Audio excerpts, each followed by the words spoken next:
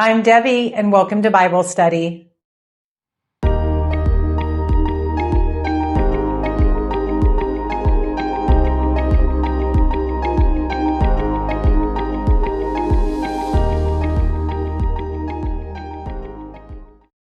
Again, excuse my voice. I am under the weather a little bit, so I sound a little bit different.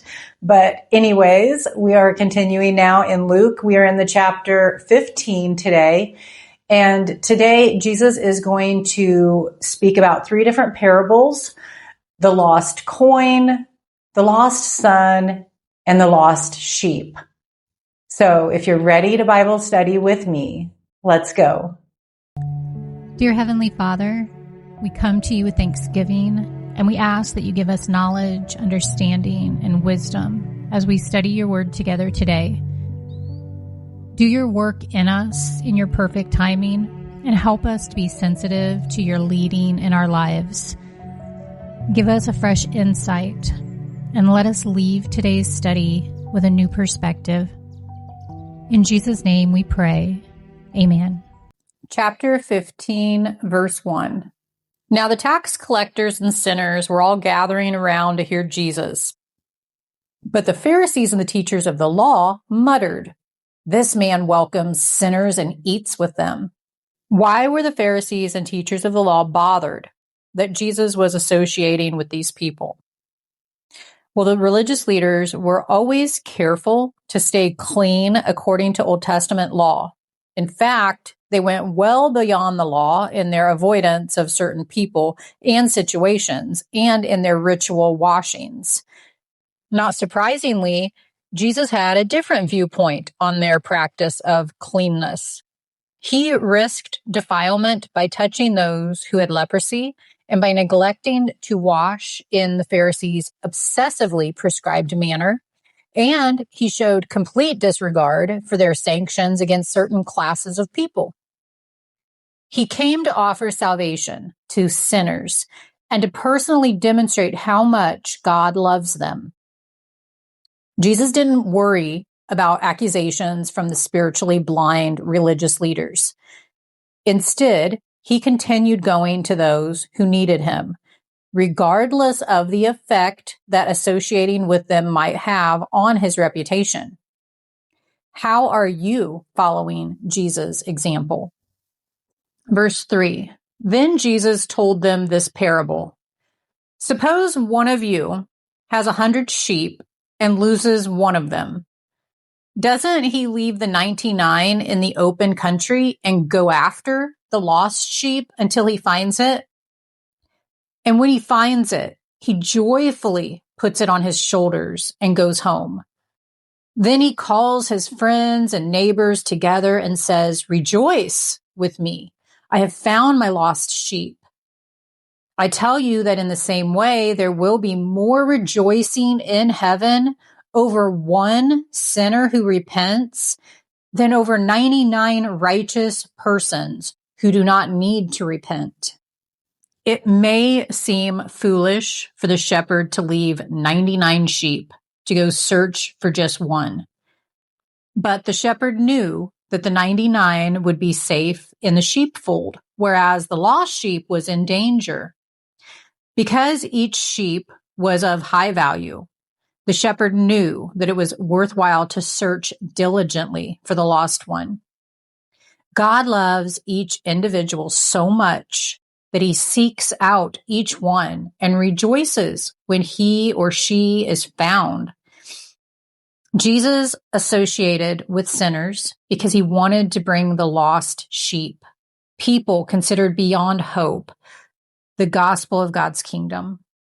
Before you were a believer, God sought you, and he still seeks those who are yet lost. We can understand how God would forgive sinners who come to him for mercy. But a God who tenderly searches for sinners and then joyfully forgives them must possess an extraordinary love. This kind of love prompted Jesus to come to earth to search for lost people and save them. God wants to give this kind of extraordinary love to you.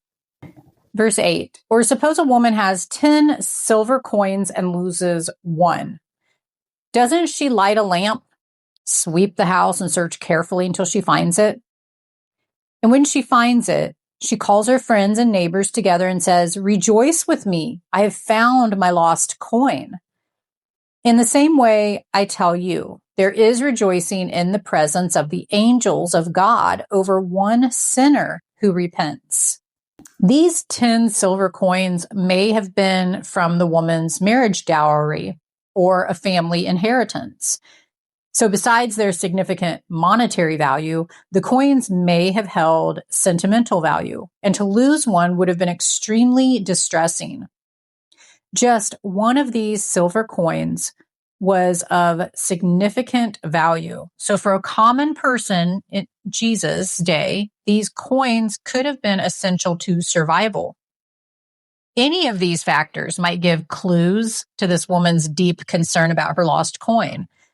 Just as this woman rejoiced at finding her lost coin, the angels rejoice over a repentant sinner.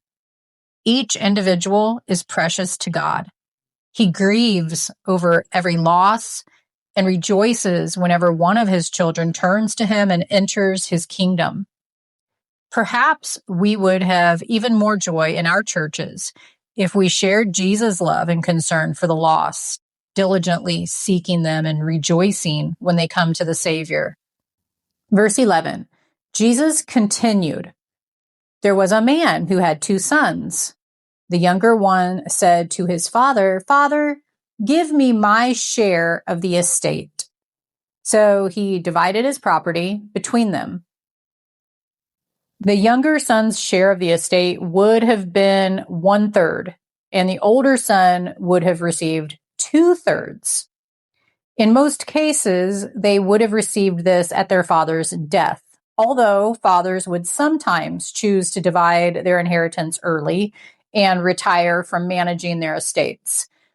But what's unusual here is that the younger son initiated the division of the estate. This showed arrogant disregard for his father's authority as head of the family. Verse 13, not long after that, the younger son got together all he had, set off for a distant country, and there squandered his wealth in wild living. After he had spent everything, there was a severe famine in that whole country, and he began to be in need. So he went and hired himself out to a citizen of that country, who sent him to his fields to feed pigs. He longed to fill his stomach with the pods that the pigs were eating, but no one gave him anything. According to Moses' law, pigs were unclean animals. This meant that pigs couldn't be eaten or used as sacrifices. To protect themselves from defilement, Jews would not even touch pigs. For a Jew to stoop to feeding pigs was a great humiliation. And for this young man to eat food that the pigs had touched was to be degraded beyond belief. The younger son had truly sunk to the depths. Verse 17, when he came to his senses, he said, "How many of my father's hired servants have food to spare? And here I am starving to death. I will set out and go back to my father and say to him, 'Father, I have sinned against heaven and against you. I am no longer worthy to be called your son. Make me like one of your hired servants.'" The younger son, like many who are rebellious and immature, wanted to be free to live as he pleased, and he had to hit bottom before he came to his senses. Some people need great sorrow and tragedy to cause them to look to the only one who can help them, Jesus. Are you trying to live life your own way, selfishly pushing aside any responsibility or commitment that gets in your way? Stop and look before you hit bottom. You will save yourself and your family much grief. Verse 20, so he got up and went to his father. But while he was still a long way off, His father saw him and was filled with compassion for him. He ran to his son, threw his arms around him, and kissed him.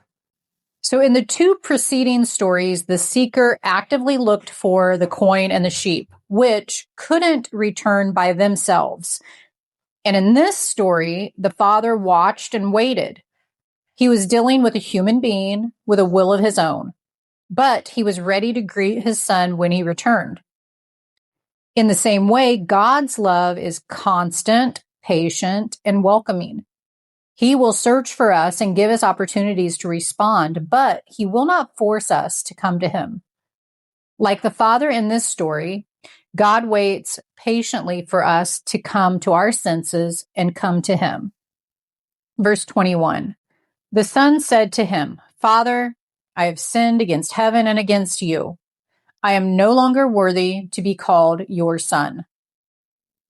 But the father said to his servants, "Quick, bring the best robe and put it on him. Put a ring on his finger and sandals on his feet. Bring the fattened calf and kill it. Let's have a feast and celebrate. For this son of mine was dead and is alive again. He was lost and is found." So they began to celebrate. The sheep was lost because it foolishly wandered away. The coin was lost through no fault of its own, and the son left out of selfishness. God's great love reaches out and finds sinners no matter why or how they got lost. Verse 25, meanwhile, the older son was in the field. When he came near the house, he heard music and dancing. So he called one of the servants and asked him what was going on. "Your brother has come," he replied, "and your father has killed the fattened calf because he has him back safe and sound." The older brother became angry and refused to go in. So his father went out and pleaded with him. But he answered his father, "Look, all these years I've been slaving for you and never disobeyed your orders. Yet you never gave me even a young goat so I could celebrate with my friends. But when this son of yours, who has squandered your property with prostitutes, comes home, you kill the fattened calf for him." "My son," the father said, "you are always with me and everything I have is yours. But we had to celebrate and be glad because this brother of yours was dead and is alive again. He was lost and is found." The older brother found it very difficult to accept his younger brother when he returned. And it can be just as difficult for us to accept people like the younger brother today. People who repent after leading notoriously sinful lives are often held in suspicion. Churches are sometimes unwilling to admit them to membership. Families often find it difficult to forgive and welcome them back. Instead, we should rejoice like the angels in heaven when a runaway from the faith repents and returns to God.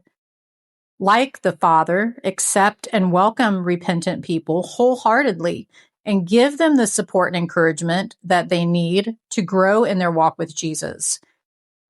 In the story of the lost son, the father's response is contrasted with the older brother's. The father forgave because he was filled with love. The older brother refused to forgive because he was bitter. His resentment rendered him just as lost to the father's love as his younger brother had been. Don't let anything keep you from forgiving others. If you are refusing to forgive people, you are missing a wonderful opportunity to experience joy and share it with others. Make your joy grow. Forgive somebody who has hurt you. In Jesus' story, the older brother represents the Pharisees who were angry and resentful that sinners were being welcomed into God's kingdom. After all, the Pharisees must have thought, "We've sacrificed and done so much for God. We can easily resent God's gracious forgiveness of others whom we consider to be far worse sinners than ourselves. But if our self-righteousness gets in the way of rejoicing when others come to Jesus, we're no different from the Pharisees." If you enjoyed today's Bible study, please hit the like button and click on the next video. We will continue into chapter 16.